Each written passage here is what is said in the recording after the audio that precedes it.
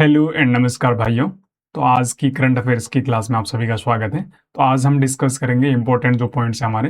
हाल ही में आपको पता है पीएम जो मुद्रा योजना है उसको अभी 11 साल कंप्लीट हो गए।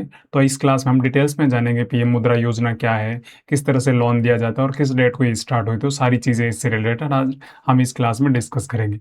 उसके अलावा हाल ही में चर्चा में रहा आईएनएस सन्याना, ये अभी क्यों चर्चा में है और ये किस देश की यात्रा पे अभी गई हुई थी, जिसके कारण चर्चा में। अभी हाल ही में जो राजस्थान का जो आरपीएससी का एसआई का एग्जाम हुआ था उसमें बहुत सारे एग्जाम्स अपनी क्लास से देखने को मिले थे। तो उम्मीद करता हूँ ऐसी क्लासों को आप लगातार देखें, हमारे साथ बने रहेंगे तो सारी चीज़ें आप एक एक कर कवर करें। हमारा चैनल अभी 2 महीने पुराना है लेकिन बहुत सारी चीज़ें, बहुत सारा करंट अफेयर जो हमारी डायरेक्ट क्लास से डायरेक्ट एग्जाम में देखने को मिला था। तो उम्मीद करता हूँ इस इन्हीं क्लासों से आपके जो भी आपके फ्यूचर एग्जाम है उसमें भी क्लास में आपको डायरेक्ट क्वेश्चन यहाँ से देखने को मिलेंगे। उसके अलावा बात करें जो वर्ल्ड हेल्थ डे अभी हाल ही में मनाया गया था, तो इसकी क्या थीम थी और ये कब मनाया जाता है। उसके अलावा CREA करके गए, उसने अभी हाल ही में रिपोर्ट जारी की और जिसमें बताया गया इंडिया का सबसे प्रदूषित शहर कौन सा है और टॉप प्रदूषित शहर कौन कौन से, उनकी लिस्ट भी मैं आपके सामने लेके आऊँगा। और अभी हाल ही में एक बेंगलुरु में जो TCS वर्ल्ड 10 के हैं उसका ब्रांड एम्बेसडर किसे बनाया गया। तो ये सारे इंपॉर्टेंट क्वेश्चन को हम इस आज क्लास में डिस्कस करेंगे। आज तारीख है 9 अप्रैल के, जो भी इंपॉर्टेंट करंट अफेयर्स हैं वो क्लास में डिस्कस करेंगे, ठीक। तो सबसे पहले हमारे पास एक प्रीवियस क्वेश्चन होता है जिससे एक्सपेक्टेड रहता है कि इसका आंसर आपसे आप लोग देंगे, जिससे पता चल पाएगा कि मेरी भाइयों की तैयारी किस लेवल की चल रही है। वो एग्जाम से जो एग्जाम आने वाले एग्जाम है उनसे उस तैयारी के मामले में कितने दूर है या कितने पास है। तो ऐसे क्वेश्चन से अपना पता लगा सकते हैं आप, ठीक है। तो E20 जो फ्यूल है उसमें एथेनॉल और पेट्रोल का क्या अनुपात है। अभी हाल ही में पता है आपको इंडिया में E20 पेट्रोल है उसको मतलब उसको रेगुलेट कराया गया है कि आपको जरूरी हो गया है कि E20 पेट्रोल आपको मिक्स करना है, ठीक है। तो इसके अंदर आप भी E20 का मतलब क्या है, तो ये सारी चीज़ें आपको कमेंट बॉक्स में जो भी चार ऑप्शन में जो आपको बेटर लगे उसका आंसर जरूर देना। हाल ही में जो आपका पहला क्वेश्चन है अपना आज का, जो TCS वर्ल्ड 10 के जो बेंगलुरु 2026 का अंतर्राष्ट्रीय जो कार्यक्रम है उसे राजदूत या उसका एम्बेसडर किसे बनाया गया है, ठीक है। Who has been appointed the international event ambassador for TCS world 10 के बेंगलुरु 2026। तो इसका सही आंसर आपको पता है अभी अप्रैल 26 को होगी क्या, 10 के जो बेंगलुरु मैराथन इसरा होगी, इसके एम्बेसडर बनाए गए आपको ब्लांका ब्लेजिक।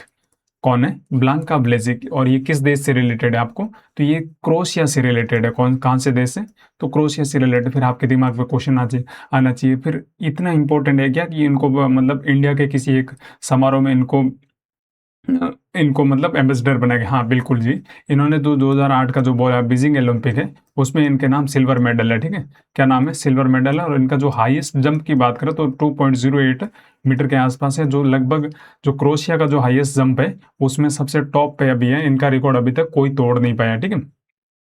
तो ये एक इंपॉर्टेंट क्वेश्चन है और एक इंपॉर्टेंट एथलीट भी है। और जो क्रोएशिया की जो ओलंपिक कमेटी है उसके वाइस प्रेसिडेंट भी है। क्या नाम है इनका, ब्लांका ब्लेजिक। ऐसे डायरेक्ट क्वेश्चन आपको एग्जाम में देखने को मिल सकते हैं, ठीक है।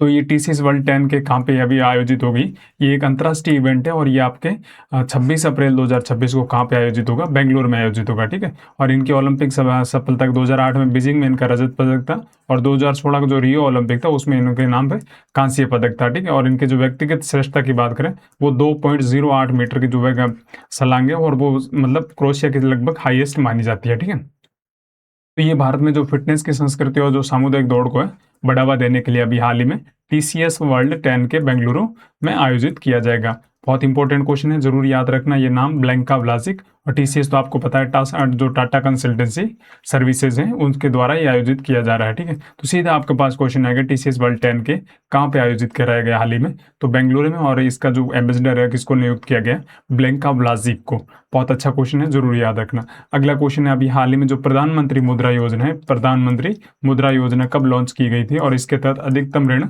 कितना मिलता है। तो एक बहुत अच्छा क्वेश्चन है ये। और इसको अभी हाल ही में कब लॉन्च किया था, इसको 8 अप्रैल 2015 को लॉन्च किया था। और इसको हाईएस्ट कितना लोन मिलता है, 20 लाख का लोन मिलता है, ठीक है। कितने लाख का, 20 लाख का लोन मिलता है। और कौन कौन सी कैटेगरी में मिलता है वो हम सारी चीजें इसमें जानेंगे आपको, ठीक है। तो ये आपको याद रखना, अभी इसको कितने साल पूरे हो गए, 11 साल पूरे हो गए कल 8 अप्रैल को। और इसके तहत हाईएस्ट लोन कितना देता है, 20 लाख का लोन दिया जाता है। तो इसमें सारी कैटेगरी होती है। सबसे पहले जो कैटेगरी होती है वो शिशु कैटेगरी होती है। क्या नाम है उसका, शिशु कैटेगरी होती है। और जिसके तहत कितना लोन दिया जाता है आपको देखने को मिलता है, 50,000 तक शिशु कैटेगरी में आपको 50,000 तक मिलता है। उसके अलावा दूसरी जो कैटेगरी आपको देखने को मिलती है वो किशोर मिलती है। क्या किशोर कैटेगरी होते हैं उसमें होता है 50,000 टू 5 लाख, ठीक है, कितना 50,000 से 5 लाख। तीसरी आपको देखने को मिलती है तरुण। क्या मिलती है? तरुण में होता है 5 लाख टू 10 लाख। और चौथी आपकी जो होती है तरुण प्लस, क्या होती है? तरुण प्लस, उसमें होता है 10 लाख से 20 लाख।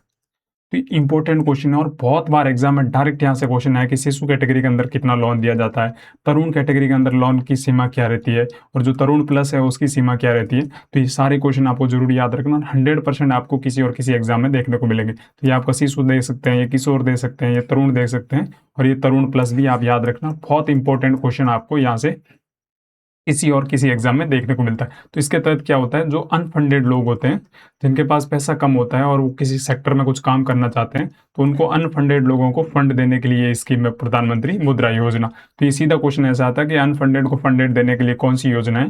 तो प्रधानमंत्री मुद्रा योजना। कब स्टार्ट हुई? 8 अप्रैल 2015 को स्टार्ट हुई थी, 8 अप्रैल 2015 को। और अब तक 57.79 करोड़ तक इसको ऋण वितरित किया गया है।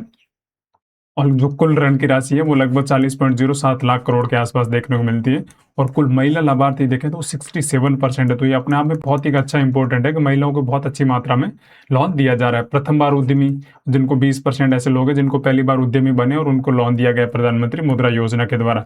और SC ST और OBC को भी लगभग 51% के आसपास देखने को मिलता है। तो इसे ये भी पता चलता है सब जो कैटेगरी लोग हैं उन सबको शामिल किया गया है इस योजना के तहत। और शिशु 50,000 तक याद रखें, किशोर में आपको 50,000 से 5 लाख, जो तरुण है उसमें 5 लाख से 10 लाख तक का, और जो तरुण प्लस है उसमें 10 लाख से 20 लाख। इसकी पूरी PDF अपने जो टेलीग्राम चैनल है द करंट क्रैकर्स उसके ऊपर अपलोड कर दी जाएगी, ठीक है। तो इंपॉर्टेंट चीजें याद रखना। 8 अप्रैल 2015 मैक्सिमम लोन 20 लाख का मिलता है और वो किस कैटेगरी में होता है? तरुण प्लस में। शिशु में आपको 50,000, अब तक लगभग 57.79 करोड़ तक लोगों को लोन दिए गए, ठीक है। और कुल ऋण की राशि की बात करें तो 40.07 लाख करोड़ के आसपास बांटी गई है। और इसका उद्देश्य है फंड द अनफंडेड। तो इंपॉर्टेंट क्वेश्चन है, जरूर याद रखना। अगला क्वेश्चन है, हाल ही में चर्चा में रहा INS सुन्याना किस पहल के तहत हाल ही में मालदीव की राजधानी माले पहुंची थी, ठीक है। तो ये जो आपको देखने को मिलती है इसी का नाम INS सुन्याना है। और ये किस का ऑपरेशन के तहत अभी हाल ही में जो मालदीव है अपना जो पड़ोसी देश है उसकी कैपिटल सिटी माले वहां पहुंची थी। तो इसका सही आंसर देखने को मिलता है IOS सागर, इंडियन ओशियन शिप सागर, ठीक है। तो ये इंपॉर्टेंट क्वेश्चन है, मिशन सागर कब स्टार्ट किया गया था? तो सागर की फुल फॉर्म क्या होती है और सागर कब स्टार्ट किया गया था? ये आपको स्टार्ट किया गया था 2015 में प्रधानमंत्री नरेंद्र मोदी द्वारा लॉन्च किया गया था।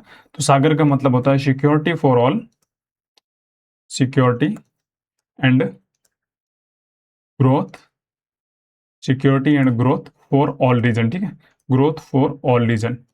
तो पूरे जो अपना रीजन है जो इंडो पैसिफिक रीजन है उसमें सिक्योरिटी भी है और उसमें ग्रोथ हो, उसके लिए मिशन सागर लॉन्च किया गया था। कब? 2015 में, ठीक है। तो अभी हाल ही में सीधा ये भी क्वेश्चन आए थे, इससे पहले मैंने 2-3 बार क्वेश्चन RPSC में सीधे क्वेश्चन आया। INS सुदर्शनी, INS सुदर्शनी जो लोकायन 26 का मिशन है, INS कौंडिन्य के बारे में सीधा क्वेश्चन है। तो यहाँ से सीधा क्वेश्चन आपको देखने को मिल सकता है। INS शून्य ना जो इंडियन ओशियन शिप का जो मिशन सागर है उसके तहत अभी हाल ही में कहाँ पहुंची थी? तो मालदीव की राजधानी माले, वहां पे ये पहुंची थी, ठीक है। और ये कौन सी क्लास की? एक सरयू क्लास की एक मानी जाती है, शिप मानी जाती है। कौन सी क्लास की? सरयू क्लास की एक शिप मानी जाती है। और इसको किस द्वारा निर्माण किया गया? इसका जो निर्माण है वो गोवा शिपयार्ड के द्वारा किया गया था। किसके द्वारा? जो गोवा शिपयार्ड है उसके द्वारा इसका जो INS सन्या है इसका निर्माण किया गया था, ठीक है। तो एक बहुत अच्छा क्वेश्चन बनता है यहाँ से। उसके अलावा जो मैरीटाइम जो अपनी डिप्लोमेसी है, जो ओशियन सर्विलेंस है और जो ऑफशोर एसेट है उसकी सुरक्षा में एक महत्वपूर्ण योगदान भी माना जाता है। तो अच्छा क्वेश्चन है, जरूर याद रखना। अगला क्वेश्चन है, जो भारत के अब सबसे प्रदूषित शहर है उसकी सूची अभी जारी की गई थी कि मार्च 2026 में भारत का सबसे प्रदूषित शहर कौन सा था और उसका औसत PM2 स्तर क्या था। बहुत अच्छा क्वेश्चन है। और अभी सिर्फ मार्च 2026 की बात करें तो सबसे प्रदूषित शहर आपको देखने को मिला था गुरुग्राम, ठीक है। और जो 116 माइक्रोग्राम पर मीटर क्यूब उसका एवरेज PM2 होता। तो आपने बहुत बार सुना होगा PM2.5 और PM10 पार्टिकल्स। तो PM10 पार्टिकल्स क्या होते हैं? थोड़े से बड़े पार्टिकल्स होते हैं जिसे कोर्स पार्टिकल भी बोला जाता है। और PM2 है ना, बिल्कुल छोटे पार्टिकल्स होते हैं। ये क्या होते हैं? जो बड़े पार्टिकल्स होते हैं ये अपने नाक में, मुंह में, या जो अपनी लस्सी ज़ुबान है उस पे अटक जाते हैं, आगे बॉडी में नहीं जाते। जो PM2 पॉइंट छोटे, ये बहुत छोटे कण होते हैं और ये डायरेक्ट अपने फेफड़ों पे अटैक करते हैं। कहाँ पे? डायरेक्ट अपने फेफड़ों पे जमा होता है, जिससे आदमी की मृत्यु हो जाती है। तो सबसे ज़्यादा जो खतरनाक होता है वो PM2 पॉइंट होता है। PM10 भी खतरनाक होता है, लेकिन उस स्तर का नहीं होता जितना PM2.5 होता है। ठीक है। तो सबसे ज़्यादा से प्रदूषित शहर इंडिया की बात करें तो वो इंडिया का कौन सा शहर था? गाजियाबाद। पूरे साल का ये 2025-26 की बात करें, वो सबसे मतलब सबसे प्रदूषित शहर कौन सा था? गाजियाबाद। लेकिन मार्च की बात करें तो कौन सा रहा था? गुरुग्राम। जो गुरुग्राम, ये आपको देखना है, ये जो इसकी सड़कें देख रही है, जो पाकिस्तान वाला रील बनाते हैं, देखो देखो जनाब ये कौन सा शहर है, ये आपको न्यूयॉर्क है, दुबई है, नहीं नहीं ये इंडिया का शहर गुरुग्राम है। तो मतलब वैसा है, देखने में अच्छा लग रहा है, लेकिन प्रदूषण के मामले में भी, क्योंकि डेवलपिंग सिटी है तो ये चीज़ें भी आपको एक्सपेक्ट करनी पड़ेगी यहाँ से। तो अच्छा क्वेश्चन है, CREA के फुल फॉर्म क्या होता है? CREA के फुल फॉर्म होता है centre for research on energy and clean air होता है। क्या होता है? एनर्जी एंड क्लीन एयर होता है। ये रिपोर्ट जारी करता है। और PM जो 2.4 का स्तर है गुरुग्राम में, वो 116 माइक्रोग्राम पर मीटर क्यूब था, और वो सुरक्षित सीमा है, उससे बहुत अधिक देखने को मिला था। और पूरे वित्तीय वर्ष की बात करें तो गाजियाबाद पूरे वर्ष का सबसे प्रदूषित शहर आपको देखने को मिला। और वहाँ सबसे ज़्यादा अच्छी शुरुआत किस में हुई? देहरादून है, उसमें जो PM10 है उसमें 75% की कमी आई, जिससे अच्छा स्तर देखा, जिससे जो देहरादून है उसका पॉल्यूशन रेट भी कम हुआ। ठीक है। और हाल ही में जो विशाखापत्तनम है, इसने सबसे खराब प्रदर्शन किया, और इसके जो PM10 है उसमें 73% की वृद्धि देखने को मिली थी। तो ये अच्छे पॉइंट्स हैं जिन्हें आप जरूर याद रखना। और जो हाल ही में जो राष्ट्रीय स्वच्छ वायु कार्यक्रम या NCAP है, 7 साल बाद मिश्रित परिणाम भी उसके देखने को मिले थे। तो अच्छा क्वेश्चन है, जरूर याद रखना। सबसे ज्यादा प्रदूषित शहर कौन सा है गाजियाबाद पूरे वर्ष का? और मार्च की बात करें तो गुरुग्राम आपको देखने को मिला है। और सुधार की बात करें, देहरादून में सबसे अधिक सुधार, और सबसे ज्यादा किसकी स्थिति बिगड़ी है? विशाखापट्टनम की। और वहीं बता दूं, दिल्ली की स्थिति में भी थोड़ा सुधार आया, लगभग 17% के आसपास। हाल ही में जो माझा गांव आरोग्य संपन्न गांव, माई विलेज हेल्दी विलेज अभियान कौन सी सरकार ने लॉन्च किया था और किस दिन लॉन्च किया था? तो अभी आपको पता है, हाल ही में वर्ल्ड हेल्थ डे मनाया गया था। कौन सा? World health day. ये कब मनाया गया था? ये आपको मनाया गया था 7 अप्रैल को, 8 अप्रैल को। ठीक है। वर्ल्ड हेल्थ डे, हाँ सॉरी, 7 अप्रैल को मनाया गया था। 7 अप्रैल को वर्ल्ड हेल्थ डे मनाया गया। तो वर्ल्ड हेल्थ डे क्यों मनाया जाता है? क्योंकि इसी दिन WHO की स्थापना हुई थी। WHO जो वर्ल्ड हेल्थ ऑर्गेनाइजेशन है, उसकी स्थापना कब हुई थी?